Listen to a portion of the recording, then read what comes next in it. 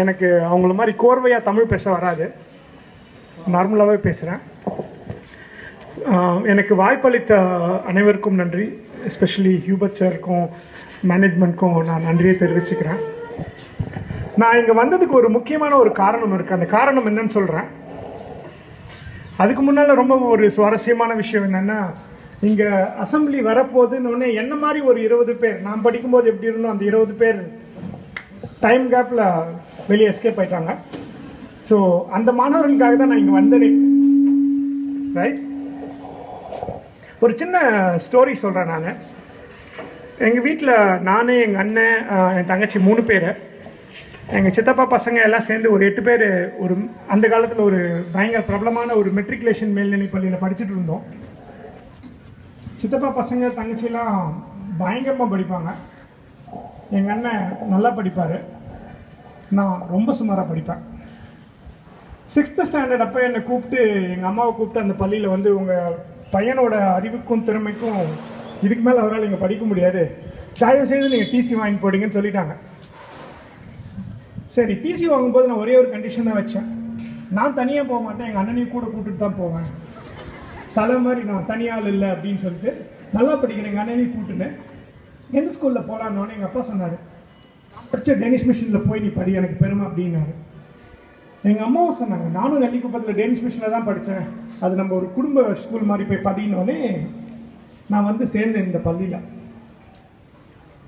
என் வாழ்க்கையில் நான் திரும்பி பார்த்தேன்னா ஒரு மிக மிக முக்கியமான திருப்பு முனைன்றது வந்து அதுதான்.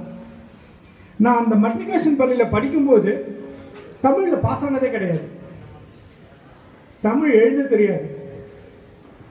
நான் போய் சொல்றேன், உண்மையை சொல்றேன்.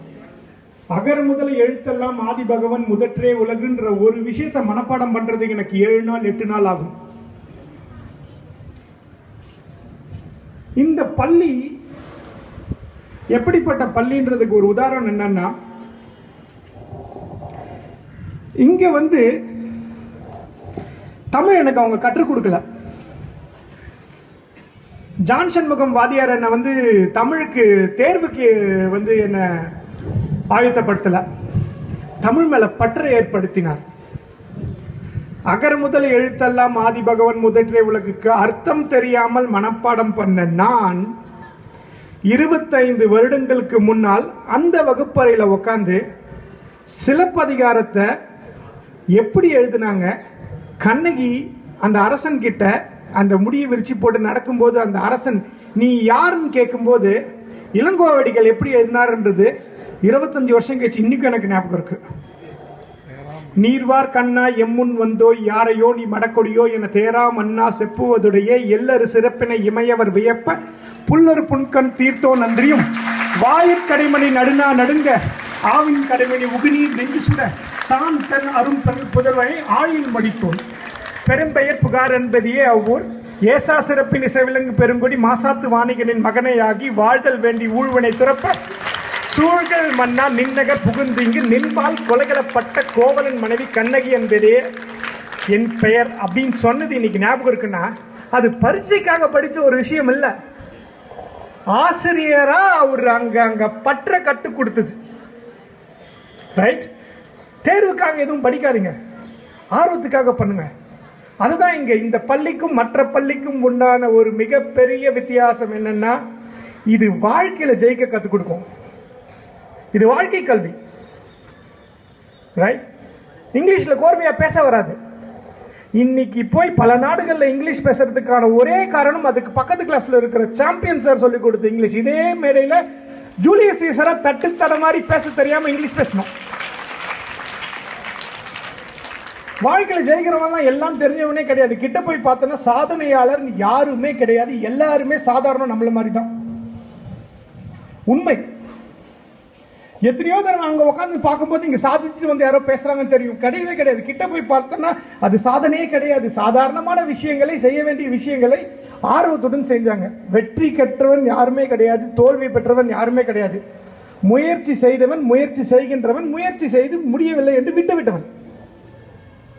வெற்றியும் தோல்வியும் பிறர் கொடுப்பது. நீ உனக்கு வந்து வெற்றி இதுதான் தோல்வி இதுதான் மற்றவங்க பார்த்து டிசைடே பண்ணக்கூடாது. ரைட், எந்த டைமில் உங்களுக்கு இந்த பேச்சு போர் வச்சால் எல்லாம் கை தட்ட ஆரம்பிச்சா நான் நிறுத்திடுறேன். எனக்கு பிடிக்காத விஷயத்தை கேட்கறதுக்கு. ரைட்? அன்னைக்கு படிக்கும்போது எவ்வளோதான் நட்புறவோடு ஹியூபர்ட் சார் பழகினாலும், எங்களை எவ்வளோதான் பெரிய மனுஷனாக ட்ரீட் பண்ணாலும், எல்லா பசங்களுக்கும் ஹியூபர்ட் சார் பிடிக்கவே பிடிக்காது. அன்னைக்கும் பிடிக்காது, இன்னைக்கும் பிடிக்காது. ஒரே ஒரு காரணத்துக்காக, அன்னைக்கும் எங்களை விட இளமையா இருந்தாரு, இன்னைக்கும் எங்களை விட இளமையா இருக்காரு. ரோஜா படத்தில் வந்த அரவிந்த் சாமி மாதிரி அன்னைக்கு இருந்தாரு, இன்னைக்கு அரவிந்த் சாமி அந்த மாதிரி இல்லை, இன்னும் ஒரு அப்படியே இருக்கிறாரு. அந்த ஒரு விஷயம் இன்னைக்கும் பிடிக்கல எங்களுக்கு. மனசார சொல்றேன் சார். ரைட்? ஆனால் நான் எங்கள் சம்பத் சாருக்கு ரொம்ப கடன்பட்டிருக்கேன். எவ்வளோ பேருக்கு எவ்வளோ சொல்லி கொடுத்தாரு, கடைசி வரைக்கும் எனக்கு அல்ஜிப்ரா சொல்லிக் கொடுக்கவே முடியல அவரால். அது ஏன் திறமையா இல்லை அவர் திறமையின் கோட்பாடான்னு எனக்கு தெரியல. என்ன என்று தெரியும் உனக்கு. ஒவ்வொரு மாணவனும் தனக்கு உண்டான அந்த அவனை ஒரு மாணவனை பார்க்காமல் ஒரு சக நண்பனை போல பார்க்கிற ஒரு விஷயம் எவ்வளோ பெருசுன்றது எங்களுக்கு இன்னைக்கு தான் புரியுது. இதெல்லாம் நான் எதுக்கு சொல்ல வரேன்னா, நான் சொன்னேன் தெரியுமா, அந்த 20-30 பேருக்காக தான் நான் இங்க வந்தேன்னு சொல்லிட்டு. இந்த கூட்டத்தில் ஐயோ நமக்கு எதுவும் தெரியலையே, நம்மளோட தெரிஞ்சவங்க நிறைய பேர் இருக்கிறாங்களே, நம்மளால முன்ன வர முடியுமா, நம்மளால அதை சாதிக்க முடியுமா அப்படின்ற சந்தேகம் யாருக்காவது இருந்ததுன்னா அதை தூக்கி கடாசிடுங்க. 100 பேர் இருக்கிற ஒரு வகுப்பறையில் 100ஆவதாக இருக்கும் மாணவன் ஒவ்வொரு முறை அவனுக்கு அது 100ஆவதாக எனக்கு இருக்கிறேன்னு தெரியும் போதெல்லாம் அடுத்த 99 பேரை விட எனக்கு வேற ஏதாவது ஒரு விஷயம் ரொம்ப நல்லா தெரியும்ன்ற எண்ணம் இருந்துச்சுன்னா அது மட்டுமே போதும். எல்லாருக்குமே அது இருக்கும். இங்க இருக்கும் 2000 மாணவர்ல 2000 இவன் தாண்டா கடைசி அப்படின்னு சொல்ற ஒருத்தவன் கிட்ட இருக்க ஒரு விஷயத்த முதன்மையா நிற்கும் மாணவனால் நினைத்து கூட பார்க்க முடியாது. ரைட்? அதுக்கு எங்க ஸ்டார்ட் பண்றது? விவேகானந்தர் சொன்ன மாதிரி நீ எதுவாக நினைக்கிறாகவோ அதுவாக ஆவாய். யாருமே கிடையாது இதுல நடுவில், உனக்கும் அதுக்கும் நடுவில், இலக்குக்கும் நடுவில் யாருமே கிடையாது. எல்லாருமே இன்னைக்கு சாயங்காலம் ஒரு பேப்பர் எடுத்துக்கோங்க, ஒரு பேனா எடுத்துக்கோங்க, இந்த கடைசியில் ஒரு புள்ளி வச்சுட்டு நேர்கோடு போட்டு அந்த கடைசியில் இருக்க புள்ளியை வந்து நீங்க கனெக்ட் பண்ண பாருங்க. நீ எவ்வளோக்கு எவ்வளோ அந்த கோடு மேலே கான்சென்ட்ரேட் பண்ணி நான் நேராக போட்டுனே போய் அது நேர்கோடு வரைவேன்னு நீ எவ்வளோக்கு எவ்வளோ அதில் ஈடுபாடு காட்டுறியோ அவ்வளோக்கு எவ்வளோ அது கோணையாக வரும். வாழ்க்கையும் அப்படிதான். அதே 2 டாட்ல ஒரு டாட்டை எடுத்துக்கிட்டு அதில் பென்சில் வச்சுட்டு பென்சிலை பார்க்காம நீ போடுற கோடை பார்க்காம அந்த கடைசி புள்ளியை மட்டுமே பார்த்து நீ போனா உன் கோடு நேராக வரும். இலக்கு மட்டும்தான் உன் நெஞ்சில் இருக்கணும். மற்ற எல்லாத்தையும் உன்னோட ஒரு ஆர்வத்துக்கிட்ட விட்டுரு. ஏமா பிடிக்கல சிரிக்கிற? ரைட்? ஸோ எந்த ஒரு விஷயத்தை பண்ணாலுமே அதை உணர்ந்து புரிஞ்சு சந்தோஷமா ஜாலியா பண்ணணும். அப்பதான் அதோட அவுட்புட் வரும், அதோட இலக்கை நீ போய் அடைய முடியும்.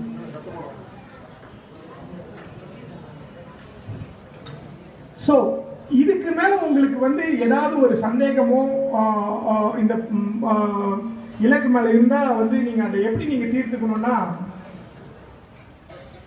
நாங்க படிச்ச காலத்துல வந்து கூகுள் இல்லை. இன்னைக்கு உங்களுக்கு ஒரு கூகுள் மட்டுமே போதும்.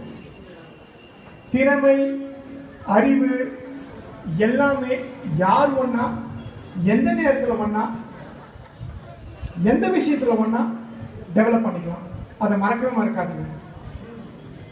உன்னை விட திறமையானவன்றது யாருமே கிடையாது.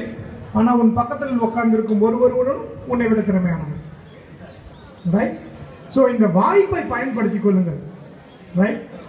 அதே மாதிரி இந்த 40% 35% தோல்வின்னு யோசிச்சு கஷ்டப்படுறவனுக்கு நான் ஒரு சீக்கிரம் சொல்ல போறேங்க. வகுப்புலையும் சரி பள்ளியிலையும் சரி மிகச்சிறப்பாக படித்து மிகச்சிறப்பான மதிப்பெண்கள் எடுத்து எப்பயுமே அந்த டாப்ல இருக்கிறவங்களுக்கு பள்ளி விட்டு போன உடனே ரொம்பவும் ஈஸியா அமைஞ்சிடும் எல்லாரும் நினைக்கிறீங்க. கிடையாது. நம்மள மாதிரி படிக்கிறதுக்கு தத்தளிக்கும் மாணவர்களுக்கு தான் அந்த ஈஸி. ஏன் தெரியுமா? 85-90 மதிப்பெண் 10 வருஷமா எடுத்த ஒருவன் ஒரே தடவை 65 எடுத்து விட்டால் அவனால் அதை ஏற்றுக்கொள்ள முடியாது, பழக்கம் இல்லை. ஆனால் 45 மதிப்பெண் மட்டுமே எடுத்துக்கொண்டிருக்கும் நம்மை போன்ற என்னை போன்ற மாணவர்களுக்கு 65 என்பது சாதனை. தோல்வியோட தோல் கொடுத்து நடந்து நடந்து தோல்வி மேல இருக்க பயம் போயிடும். தோல்வி மேல பயம் போகும்பொழுது வெற்றிக்கு பொறாமையாகிவிடும். தோல்வியோ வெற்றியோ என்று நீ போய் ஒரு விஷயத்தை பண்ணும்போது அதுதான் அருமையா இருக்கும். ஸோ அது ஒரு அட்வான்டேஜ் தான். அதுதான் வாழ்க்கை கல்வின்றது. வாழ்க்கையில் ஒன்றுமா ஒரு எக்ஸாம் ரூமில் வந்து பெல் அடிச்சுட்டு 9 மணிக்கு உனக்கு பேப்பர் கொடுப்பேன், நீ இங்கு போட்டு பேனாவை எடுத்துன்னு வா, இந்த புத்தகத்துக்குள்ளே இருந்தால் உனக்கு கேள்விகள் வரும், இந்த 3 மணி நேரத்துக்குள்ளே நீ முடிக்கணும், நடுவில் கை தூக்குனா பேப்பர் தருவாங்க, நீ அது முடிச்சுட்டு 99 எடுக்கும்போது எல்லாம் கை தட்டுவாங்கன்றது வாழ்க்கையில் என்றைக்குமே நடக்காது. எல்லாமே எதிர்பார்க்காத நடக்கிற ஒரு விஷயங்கள் தான். தோல்வியும் வெற்றியும் மனநிலையே. இன்னைக்கு காலையில் அங்க பார்த்த ஒரு பானை சோறுக்கு ஒரு சோறு பதம் சொல்லுவாங்க.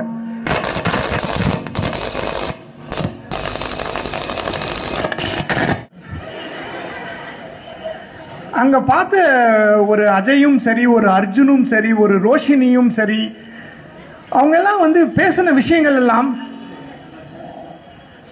ரொம்ப ரொம்ப ரொம்ப பிரமிப்பா இருக்கு. உங்க எல்லாருக்குள்ளயுமே அந்த திறமை இருக்குது. அதை ஃபர்ஸ்ட் மற்றவங்க கண்டுபிடிக்கிறதோட நீங்க கண்டுபிடிக்கிறதுல அதோட சக்சஸே இருக்குது. எனக்கு இன்று திரும்பி பள்ளியில் வந்து படிக்கும் ஒரு வாய்ப்பு கிடைத்தால் அது டேனிஷ் மிஷன் மட்டுமே தான். இதை நான் ஒரு விளையாட்டுக்கோ வேடிக்கைக்கோ சொல்லவில்லை. எனக்கு வாழ்க்கை பாடம் கற்றுக் கொடுத்த இடம் இது. ரைட்? ஸோ உங்க எல்லாருக்குள்ளுமே அந்த ஒரு விஷயம் இருக்குது. அதை கண்டிப்பா நீங்க கொண்டு வருவீங்கன்ற ஒரு நம்பிக்கையோட, ஓகே, இதுல யாருக்காவது ஏதாவது ஒரு தெளிவோ இல்லை உதவியோ இல்லை எது உங்களுக்கு இந்த மாதிரியான ஒரு சப்போர்ட் லேர்னிங்ல வேணும்னாலும் என்னோட ஃபோன் நம்பரையும் என்னோட இமெயில் ஐடியும் எல்லாத்தையும் தொலைபேசி எல்லாமே நான் வந்து சேர்க்கையில் கொடுத்துருப்பேன். நீங்கள் அதை தாராளமாக போய் வாங்கிட்டு என்னை எப்போ வேணால் நீங்கள் அப்ரோச் பண்ணலாம். இந்த வாய்ப்பு கொடுத்ததற்கு மிகவும் நன்றி. வணக்கம். இல்ல பாதி எடுத்துக்கணும். இல்ல இப்போ இதுல வீடியோ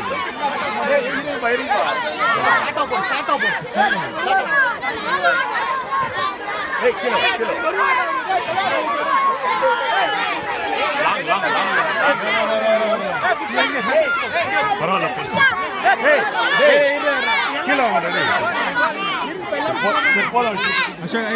கீழே போட்ட போதும்.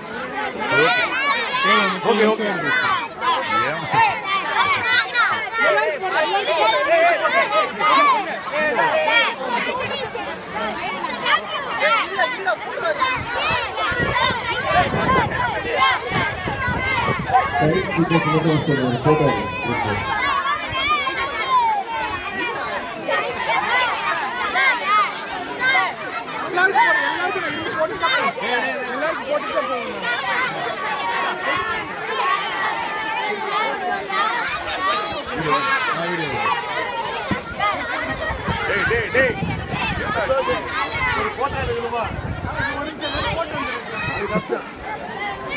போயிட்டு